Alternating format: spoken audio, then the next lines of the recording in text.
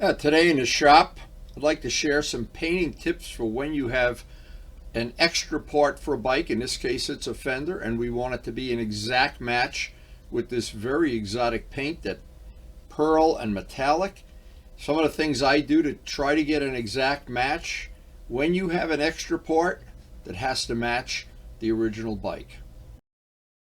Turbo Steve brought over a part for his turbo restoration, an extra part, and the weather just hasn't been appropriate for painting, so we've had to put this off for a few days. But today it looks like we could sneak in between the what's going to be a bad day, a cold day, and maybe a chance of snow. I want to try to get this painted. This will be a nice little project he can add to the bike, because the original fender is all chewed up in the front and has some other problems. And anytime you can upgrade the bodywork and just paint it with fresh paint, makes a nice upgrade to the bike. Now, the first thing I always have to figure out is how I'm going to hold the part while I'm painting it. Sometimes you can, this is what I'm trying to avoid today because it's real cold. I don't want to have that I'm moving it around. In warm weather, I seem more comfortable doing it. I want to make a little sprue on here so I can hold this with a pair of ice grip pliers. Makes it a little easier to dry that way. Any plastic part, a washer on both sides will give it a little more support while you're holding it, while you're painting it. Now, whenever I'm doing one single piece like this is from Turbo Steve. He primed it. He did the body work if there was any. But still, now this primer, and I don't know what brand of primer or what he used, but the last time we did turbo parts, they seemed to be fine. But a lot of times I would just take and paint right over this, and 99% of the time you don't have a problem. But if you have a fisheye, then you got to go back and reprime it and everything. So I'm going to be ultra careful here. This is one of Steve's pride and joys, and I really appreciate the fact he does these restorations like I do, and he tries to keep these old bikes cooking and running. Now, this is the trick I wanted to show. This is what I call wet degreaser. If I wring this out, what's going to happen? Some of it drips out. I don't want this to be soaking wet. I want it to be just damp. And I just want to kiss this once or twice just to make sure there's no fingerprints or anything if this was jumping around in the back of his car or whatever. Because I really want to avoid having fisheye issues if I possibly can. And this looks like it's going to be fine. Now what I'll do is I'll let that sit, let this dry up, and then I'll tack rag it down, and I'll be ready to paint. In the meantime, I'll mix up the paint and load up the gun. Now the last thing is just to tack rag it down. I'll get ready to mix up the paint, and this is a really unique, beautiful color paint. It's kind of similar to my GS, and I'll try to pass on some tips I learned about spraying this paint too. Now, I think Steve mentioned that the undercoat for this paint was supposed to be black, but the primer is black, and maybe this is black paint. I don't really know. Now, of course, I always try to include as many tips as I can. This is Turbo Steve's paint for his XN85, and I know this is expensive paint. This is the code color, and I think, but I may be wrong, that this is the color paint that he had. They had to custom mix it for him, and they didn't have the code in stock, but they do have it now. But anyway, this is what I wanted to show. A lot of people don't understand. If you were to just leave this paint in a spray gun, even for a half an hour, look what happens. You see everything's down in the bottom. So what happens is, if you don't constantly shake the gun while you're doing it, while you're painting, shake it a little bit, even every maybe 5 minutes while you're painting, this is what happens. The color can change.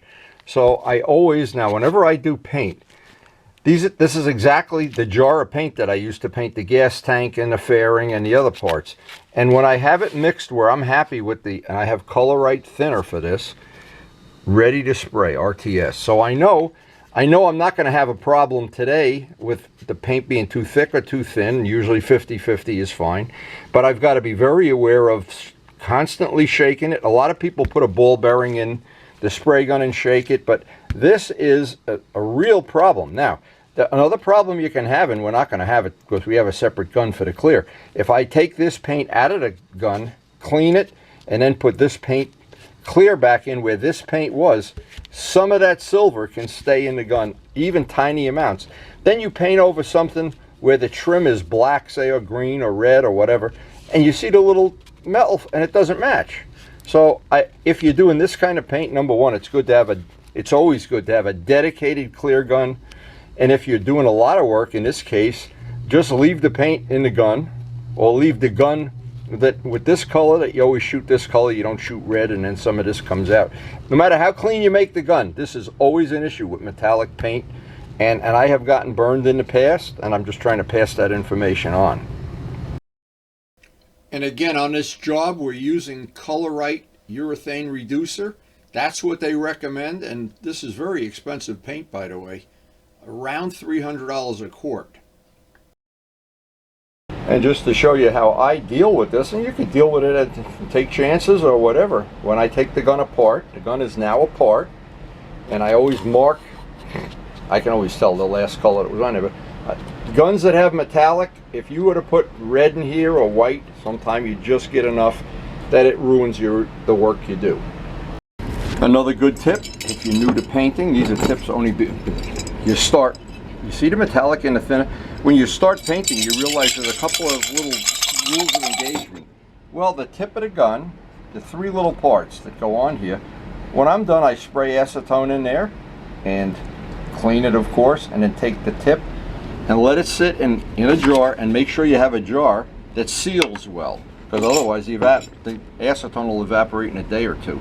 But having those parts clean, having these parts, and having a dedicated gun for, in this case we have it for Turbo Steve's paint, that ensures this part, when we're done with it, you're going to put it on a motorcycle and it'll be a pretty good match. Now, we already painted all the other parts for this restoration, and they're all on previous videos. Just on my channel, search XN85 and they will all come up. And it has to be a good match basically to this tank. Now, it sounds like this would be a lot of extra work, and sometimes it is, to be honest.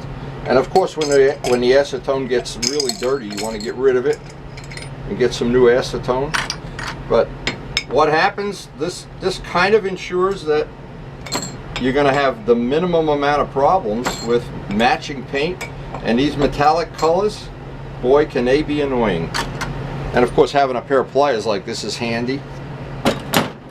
Now, all of these little parts, when you put the gun back together each time, you hope, if you're not sure, it's a good idea to put a spoonful of acetone in the gun, spray that out. When you're totally done with that and you're really happy with it, then we have the paint, and we'll totally shake this up so that we don't have a mismatch of the paint colors. And then we'll let that dry about a half an hour. Today it's cold, maybe 45 minutes, and then put the clear on. Another thing I do is anytime I use my compressor, I always leave the valve open while I'm not using it, and I'll let it run for about 2 minutes, run some air, and there'll always be a couple of drops of water or something will come out. Then while it's running, I'll shut it, build it up to the pressure that I want, use it, and when I'm done using it for the day, drain out the water and then rock it back and forth like this. And that has prolonged the life of the tank for a lot. And people that don't do that, you wind up with the rust and the moisture, and then it winds up winding, even if you have a separator, it winds up in your paint at some point in time. Having a tank dry and as rust-free as possible, such an important thing. A really good tip.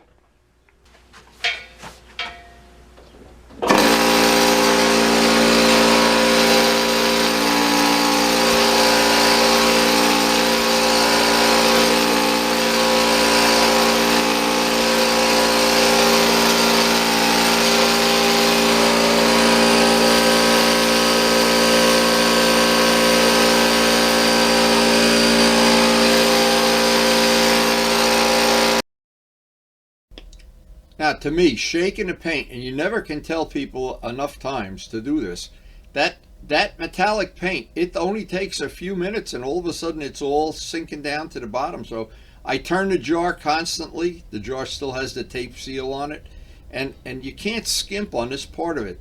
This part, when you want an exact paint match, this is always critical. Pearls especially, metallics, and this paint has metallic and pearl in it. It is really, it's beautiful when the sun hits that paint, just like the GS. it's just absolutely beautiful. But while you're doing this, straining out any little imperfections, always a good idea. And then I look at it, and you see how it has a mottled effect on the top? That's what it looks like before you paint it. But that's the way this paint is, this modern paint. And a technique I use, and I've used it really successfully for a long time, especially on metallic and pearl paints, a lot of thin coats. And if you looked at this in real time, this is about 5 minutes of spraying. But it's back and forth. The gun is set on low pressure. Very little paint is coming out like an airbrush. And by doing it this way, you minimize the chance you're going to wind up with any zebra striping. I'm going front to back, side to side, trying to go over any areas. The fan is set to spray a very wide fan. Again, that's always the way to avoid zebra striping.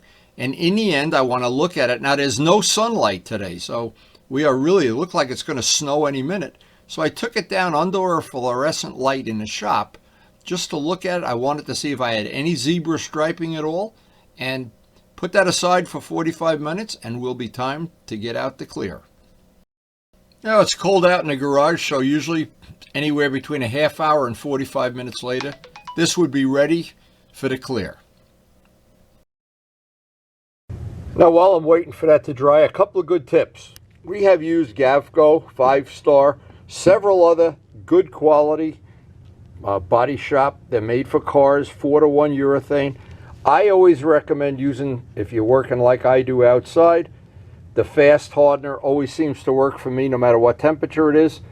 And another trick, always store this in the fridge, not in the freezer. Now, Karen usually gets upset if I have too much paint in here, but these are some of the clears we've used over the years, the 5-star, and I always store the hardener in the refrigerator. And that is a really good tip. Now, whenever I'm mixing clear, I try not to have any distractions, because many times I'd be in the middle of this and somebody'd walk in a room, or Karen would yell down to do something, or Miles would run in with some Legos or something, and I'd forget what the ratio was, and I'd have to throw the mix away. You don't want to mix this. You want to be kind of 4:1 and not 6:1. I always mix it with something steel, not wood. A wooden paint stirrer is not made for mixing 4:1 urethane. The wood absorbs some of the chemicals in the catalyst at some point in time. You can ruin a mix. A steel drill, wipe it off good when you're done, is a good way to do it. That's what I do anyway. And this is a really good tip at the very end. All of these inexpensive guns, and I use nothing but inexpensive guns. And this is a gun that's dedicated to clear. A couple of rolls of blue tape. Now, the whole purpose of that is just so it doesn't drip on your shoes, or in the worst of all scenarios, on the part. Now, I always take a little more time than most people do to spray a little acetone through the gun before I put it away. Make sure the gun is clean. I want to set the gun, and to do this, I need to go out and just adjust. And I can do this pretty much by eye, but a lot of times I'll get it wrong. And in the middle of spraying a part, I would rather be spraying too dry than too wet. In other words, putting on a lot of thin coats instead of one big coat. That has always worked the best for me, is a lot of thin coat. Now, another thing I encourage people to try is, see, I never take my finger off the trigger. I don't keep triggering. The paint, I just keep moving apart. The trigger stays down. I see I've got it a little bit on the dry side, and just change the setting. But a lot of thin coats, and the trigger just go off the end of the part. What happens when you turn the trigger on and off, it tends to spit, and you get little imperfections in the paint. Now, I always look at it out in, there's no sunlight today. I need to go down and look at it under fluorescent light too. Well, we put 2 coats on this, and it looks like the second coat is going to dry up without a flaw. This looks like a really nice job. I'm sure Turbo Steve will be happy to pick it up next couple of days. We'll put it out in the garage to dry. But boy, oh boy, this was a really cold day, but it's not a lot over freezing out there now. And toughing it out and getting one of these parts painted, that's what makes the restorations happen. So I hope some of the information on this video was useful or just inspired you to go do some restoration work. I always love to look at this right next to my GS. This is a little bit more metallic, a little bit darker, but I hope the tips on the video help you get that color match right, because boy, when you're dealing with metallics and pearls and some of these modern paints and they don't match, you put it out in the sun and you go, oh, you got to start all over again. Anyway, I hope there's some good tips here that they have worked for me. I'm sure there's more tips that as time goes by, I'll try to include everything I know on the video and hope it all works for you. So I'm not sure if Turbo Steve has any more body parts to do. We've done quite a few of them, but I've encouraged him to put all the new parts on the bike and keep the spare ones as nice as possible. Just have a whole set of bodywork, like for an Evil Twin. These parts, as I look at them on video, they look very different, but it's all lighting. It's fluorescent lighting. It's a very dark day. The parts did look darker on the video, and I don't have one of the original parts to compare it to, but I would be willing to bet they're going to come out pretty accurate. And we'll find out from Turbo Steve when he picks up the parts. This is a beautiful bike, and I'm glad he's making it even better.